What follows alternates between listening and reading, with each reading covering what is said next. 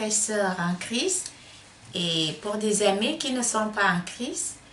Je vous remercie pour ce soir qu'on se retrouve à nouveau pour parler du Saint-Esprit, la troisième partie.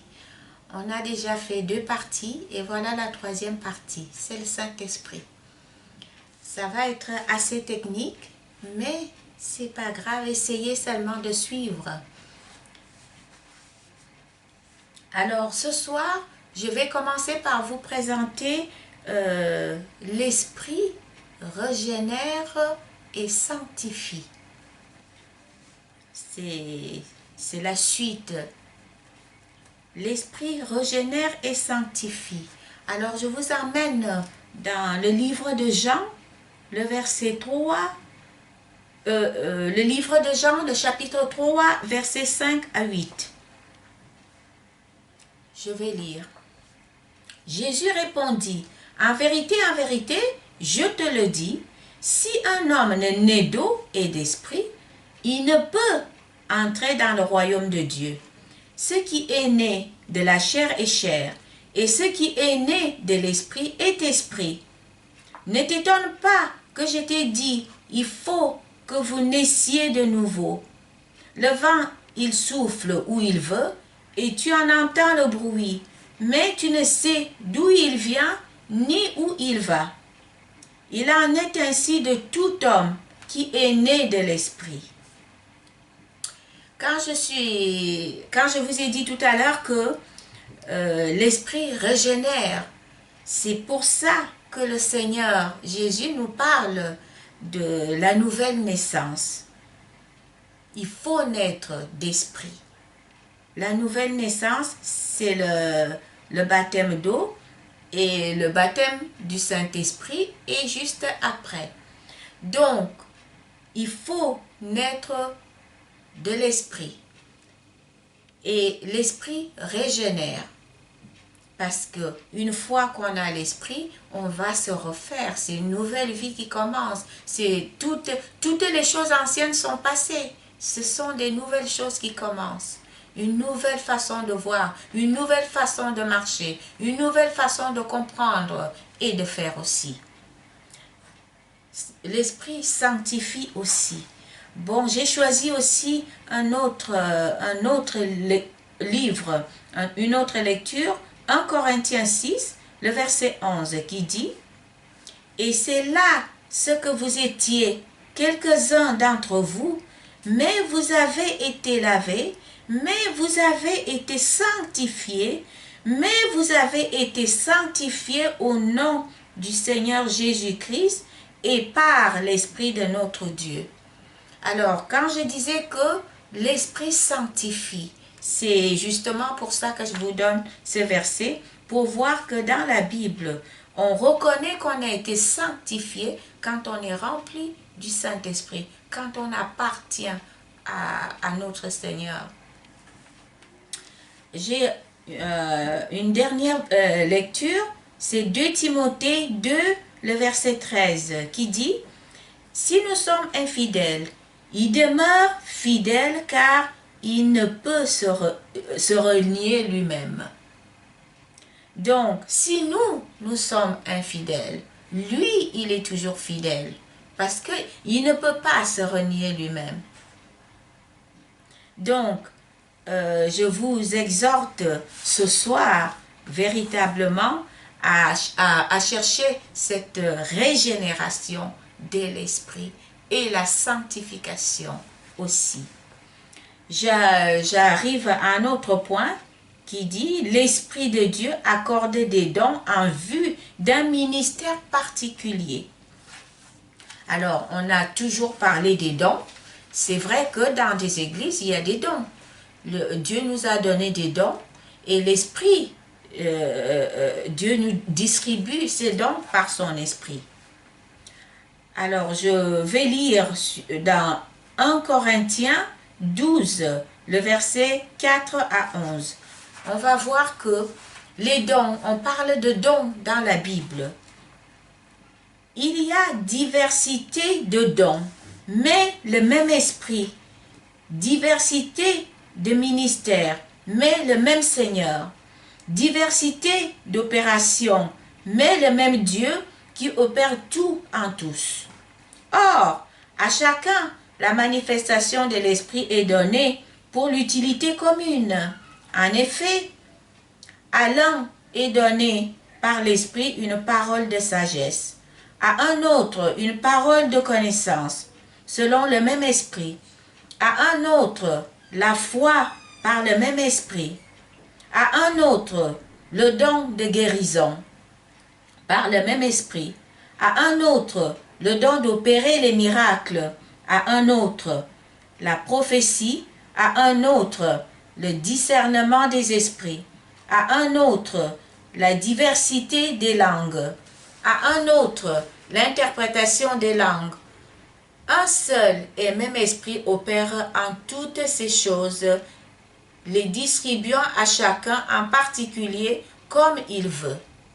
Alors nous avons vu tout à l'heure toutes ces choses qui sont citées là, ce sont des dons que Dieu nous donne. Et ces dons sont distribués par l'Esprit de Dieu. C'est pour ça que dans la deuxième partie, je vous ai parlé de ce que le Saint-Esprit fait. Et ça fait partie des choses que le Saint-Esprit opère en nous. C'est-à-dire, comme on a des dons, parfois on ne le sait même pas, on ne le connaît pas, on n'est pas au courant. Maintenant, quand on reçoit le Saint-Esprit, les choses qui étaient cachées en nous se révèlent à ce moment-là. Les dons sont sortis de leur cachette en nous et ils vont évoluer parce que le Saint-Esprit va les faire évoluer. Il va nous faire comprendre qui nous sommes, qu'est-ce qu'on fait, comment on doit le faire.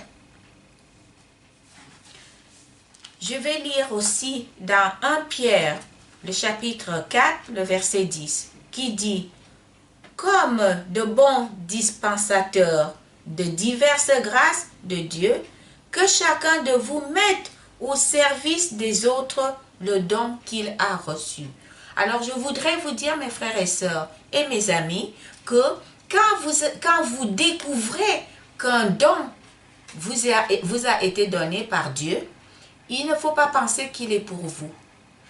Le don que vous avez reçu, c'est pour l'utilité commune. C'est pour l'Église, c'est pour les frères et sœurs. Donc, ce n'est pas pour nous, c'est pour tout le monde. Tous ceux qui servent Dieu ont droit à ce don. Je vais souligner un autre point qui m'est très important, c'est-à-dire, plus tard, l'Esprit transformera le corps du croyant en un corps incorruptible. Au jour d'aujourd'hui, on vit normalement dans nos maisons, dans nos vies. On a un corps mortel et corruptible. Mais plus tard, quand les choses seront faites, l'Esprit transformera le corps du croyant en un corps incorruptible. J'ai préparé le livre de Romains, le chapitre 8, le verset 11, qui dit « Et si l'esprit de celui qui a ressuscité Jésus d'entre les morts habite en vous, celui qui a ressuscité Christ d'entre les morts rendra aussi la vie à vos corps mortels par son esprit qui habite en vous. »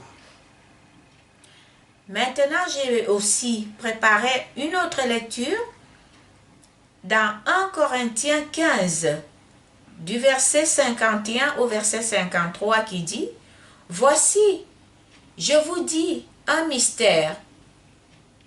Nous ne mourrons pas tous, mais tous nous serons changés en un instant, en un clin d'œil, à la dernière trompette. La trompette sonnera et les morts ressusciteront incorruptibles.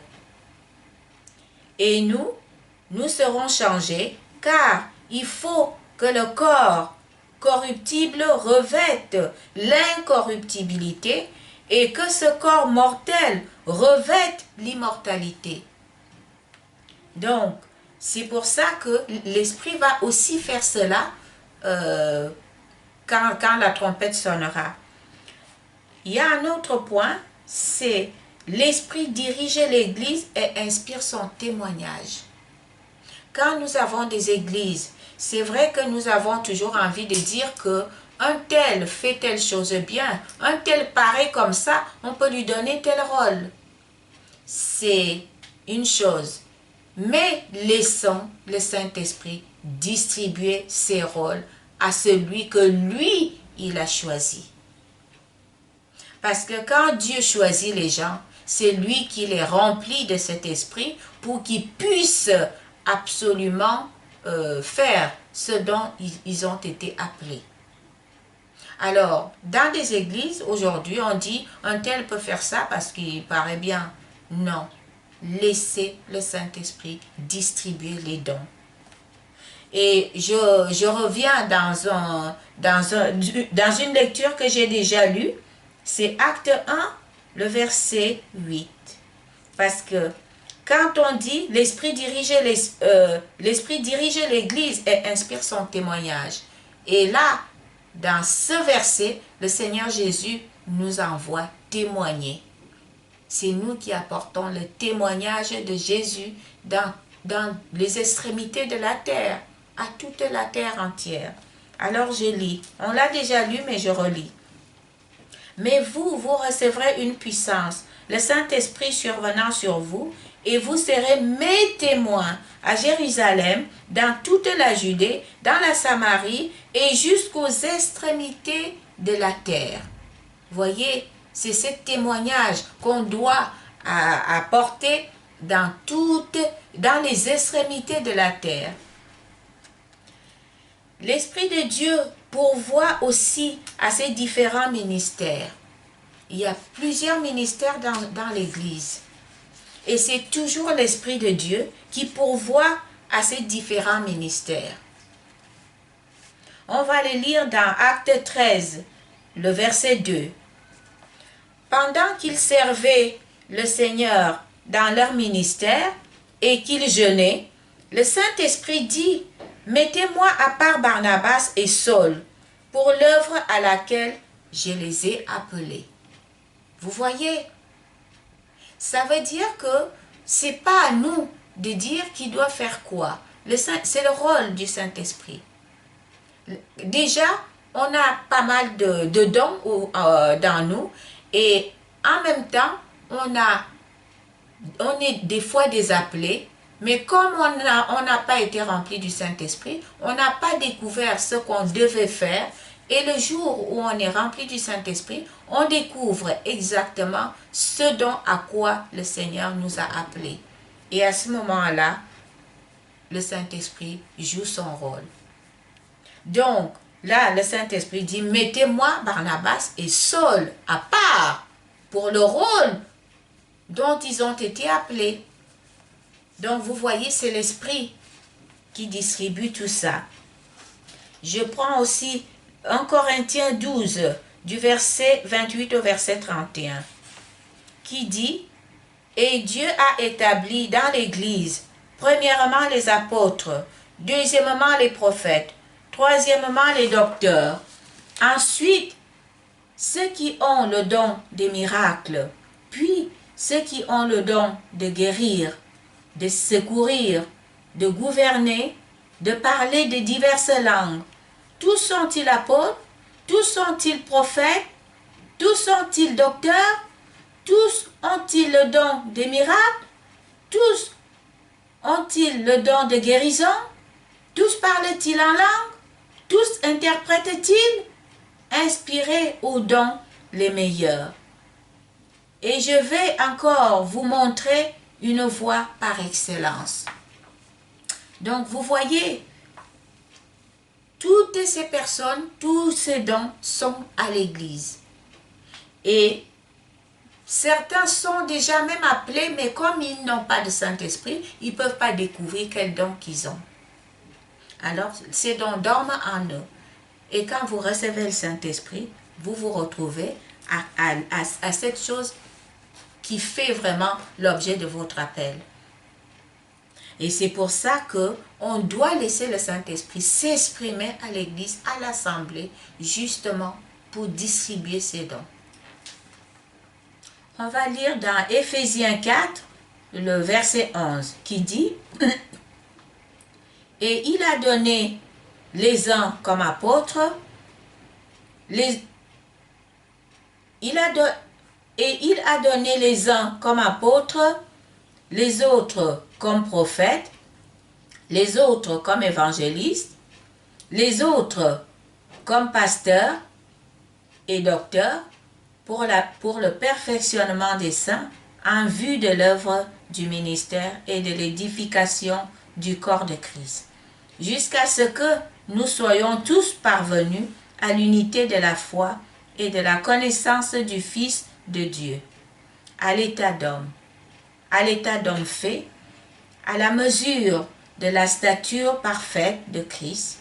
Ainsi, nous ne serons plus des enfants flottants et emportés à tout vent de doctrine par la tromperie des hommes, par leur ruse dans les moyens de séduction, mais en professant la vérité dans l'amour. Nous croîtrons à tous égards en celui qui est le chef, Christ. C'est de lui et grâce à tous les liens de son assistance que tout le corps bien coordonné et formant un solide assemblage tire son accroissement selon la force qui convient à chacune de ses parties et s'édifier lui-même dans l'amour. Donc c'est la suite, parce que là, on continue à voir toutes les choses que nous pouvons faire. Et puis, comme on est là, on est averti, parce que en suivant tout ceci, on évitera à être des enfants flottants et emportés à tout vent de doctrine par la tromperie des hommes. Ça, il faut faire très attention. Parce que quand les gens se mettent à expliquer les choses de Dieu par leur intelligence, ça, c'est très dangereux parce que c'est leur intelligence qui pense et c'est pas l'Esprit de Dieu. Et quand c'est leur intelligence, ils disent juste ce que eux ils pensent. Ça peut être vrai, ça peut être faux. C'est pour ça qu'on doit faire attention. Il faut qu'on cherche absolument à être rempli du Saint-Esprit. Comme ça, ce qu'on dit n'est pas de nous, mais de Dieu.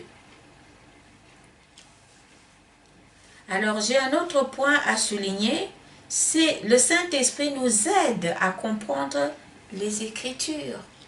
C'est justement ce que je suis en train de dire, c'est que quand on est rempli du Saint-Esprit, on comprend beaucoup mieux les choses, parce que comme il y a cette communion entre Dieu et nous, cette connexion, ça veut dire que quand on lit quelque chose, la vérité nous est donnée. Quand on entend quelque chose, la vérité nous est aussi donnée, aussitôt. On ne se pose pas de questions. Et si on se pose des questions, on met ça en prière et le Seigneur nous éclaire. Donc, c'est très important. Le Saint-Esprit fait beaucoup de choses vraiment parce que même dans notre façon d'être, dans notre caractère, dans notre façon de comprendre, dans notre mentalité, le Saint-Esprit, quand on est rempli du Saint-Esprit, on va se mettre à changer tout. On va changer beaucoup de choses. On n'est plus la même personne. C'est pour ça que quand vous voyez quelqu'un qui vous dit « Ah ben oui, moi je suis rempli du Saint-Esprit », vous regardez son comportement, vous vous dites « Ça n'a rien de Dieu dans ce que je vois ». C'est vrai parce que comme on ne sait pas exactement qu'est-ce que le Saint-Esprit, comment on le reçoit, est-ce qu'on l'a? Alors chacun s'imagine que oui, je dois l'avoir puisque je prie tout le temps. Parce que c'est les conseils qu'on nous donne la plupart du temps. Il faut prier pour avoir le Saint-Esprit. Il faut prier pour être en connexion avec Dieu. C'est bien de prier, mais il y a beaucoup de choses à faire. On les a déjà vues. Et maintenant, je souligne un autre point. Le Saint-Esprit nous donne le fruit de l'Esprit. Ah, le fruit de l'Esprit. Le fruit de l'Esprit, c'est le résultat, quand on est rempli du Saint-Esprit, c'est le résultat qui va se voir sur nous. Parce qu'on va remarquer certaines choses, qu'on devient différent de ce qu'on était avant. On parle différemment, on fait différemment, on comprend différemment, on agit différemment. Donc, ça, c'est le fruit de l'esprit. Et on va le lire dans Galates 5, le verset 22. Alors, le fruit de l'esprit, je lis. Mais le fruit de l'esprit, c'est l'amour, la joie, la paix, la patience, la bonté, la bienveillance, la foi, la douceur, la maîtrise de soi. Lorsqu'on est rempli du Saint-Esprit, ces choses nous sont acquises naturellement. C'est naturellement. On n'agit plus comme avant. C'est pour ça que quand quelqu'un vous dit « je suis rempli du Saint-Esprit », vous pouvez regarder son comportement. Vous pouvez regarder ce qu'il est devant vous. Vous allez comprendre tout de suite que ça n'a rien à voir avec ce qu'il est en train de dire. Pourquoi? Parce que quand on est rempli du Saint-Esprit, on a la joie, on a la paix, on aime les autres. L'amour est là. La maîtrise de soi. Il y a des gens, à peine vous le frôlez, à peine vous avez dit un mot, ils vous envoient les noms d'oiseaux. Et la même personne va vous dire que « Ah, moi, je suis rempli du Saint-Esprit. » Ce n'est pas vrai, vous pouvez le voir. Que ce qu'il dit là, il le croit, mais ce n'est toujours pas vrai.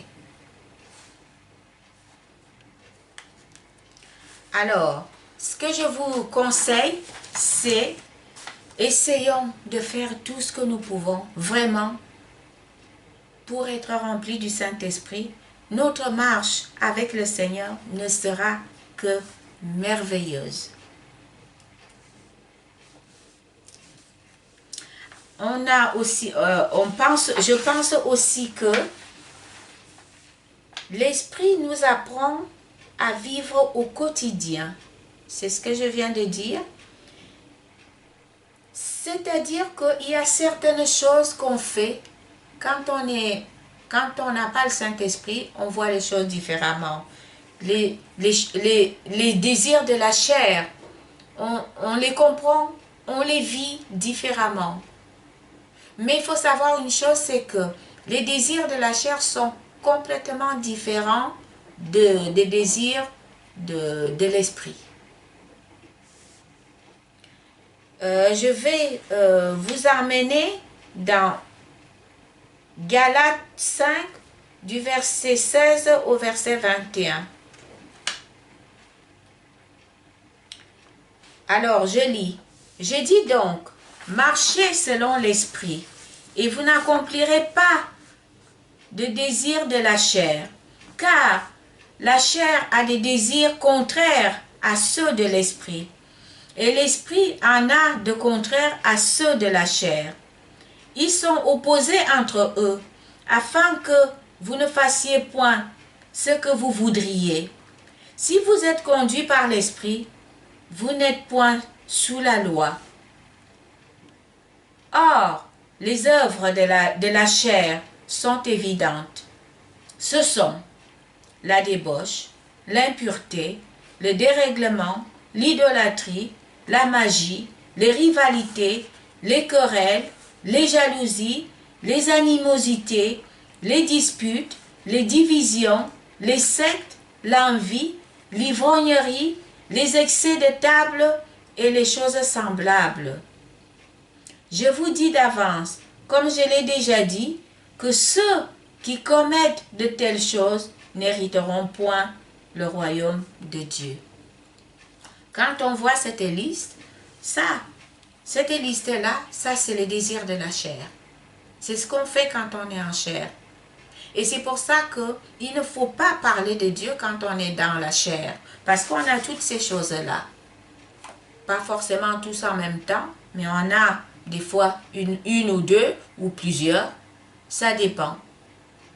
Et si on se met à expliquer les choses de Dieu, les vérités bibliques, quand on est dans ces choses-là, les désirs de la chair, on trompera tous ceux qui nous écouteront. Maintenant, quand on est rempli du Saint-Esprit, quand on est rempli du Saint-Esprit, on parlera correctement. Maintenant, je vais finir par vous expliquer quelque chose qui me tient quand même à cœur, parce que quand on est dans une assemblée, on parle de Dieu, on chante des louanges, on adore Dieu, on prêche. Par moments, il y a des manifestations dans la salle. Ces manifestations sont normales parce que notre Dieu n'est pas insensible à ce que nous faisons. C'est pour ça que les gens parfois peuvent tomber, ils peuvent parler, ils peuvent parler des choses de Dieu, annoncer, ils peuvent être révélés, annoncer les choses de Dieu, et parfois même des chants. Des fois, on se retrouve à pleurer ou à chanter ou dans une joie intense. Ça, ce sont des réactions qui sont normales. Parce que quand on est dans une assemblée, on prie tous Dieu, on loue Dieu. Dieu n'est pas insensible, alors il nous honore de sa présence. Et sa présence peut nous toucher, peut nous rendre sensibles. Ce n'est pas parce qu'on vit ça que ça veut dire qu'on est rempli du Saint-Esprit. Non, ce n'est pas ça. On vit cela dans l'assemblée, mais être rempli du Saint-Esprit, c'est vraiment tout ce qu'on a déjà dit, de la première partie jusqu'à la deuxième partie et même jusqu'à la troisième partie. Voilà, c'est pour ça que le fait de manifester ou d'un seul coup être pris pour exprimer quelque chose que le Seigneur révèle à l'Église pendant, avoir une parole de connaissance ou alors une révélation, ne veut pas dire qu'on est rempli du Saint-Esprit. Ça veut tout simplement dire que le Seigneur a envie de parler à ses enfants. Il nous utilise parce que, comme on a dit, les dons, ce sont des dons publics. Ça concerne tout le monde. Donc, quand le Seigneur vous saisit pour parler à ses enfants, ça veut tout simplement dire que c'est lui qui parle et pas vous. Et à ce moment-là, vous n'êtes pas forcément rempli du Saint-Esprit. C'est pour ça que, en rentrant chez vous, priez et faites tout ce qu'on a dit pour être rempli du Saint-Esprit. Alors, je vais m'arrêter là pour ce soir. Et je vous remercie infiniment et à bientôt parce qu'il y a encore une autre partie. À bientôt.